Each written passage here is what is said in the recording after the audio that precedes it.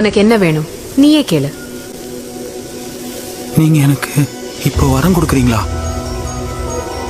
கடவுள் எனக்கு முன்னாடி வந்து உனக்கு என்ன வேணும் அதை வரமா வாய்க்கும்னு சொல்றாங்களா?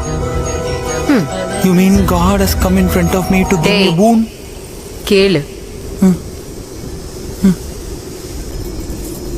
எங்க பழைய வீடு புத்தம் புதிய பெரிய பங்களா வீடா மாறி வீட்டுக்கு வாசல்ல ஸ்விமிங் பூல், ஃபவுண்டன், பெரிய கார், அதை பாத்துக்க வாட்ச்மேன், அவனுக்கு ஒரு அவுட் ஹவுஸ் இருக்கணும். வீட்டுக்குள்ள TV, fridge, washing machine, AC, அவன் எல்லாமே இருக்கணும். எங்க அம்மா தங்கச்சி எல்லாம் உடம்பு ஃபுல்லா நகையோட, வீடு ஃபுல்லா கேஷோட, நாங்க பரம்பரை பணக்காரங்களா, பக்கத்து வீட்டுக்காரங்களுக்கு எந்த டவுட் வராம நாங்க ரொம்ப ஹாப்பியா இருக்கணும். ரொம்ப ஹாப்பியா இருக்கணும். ரொம்ப ஹாப்பியா இருக்கணும்.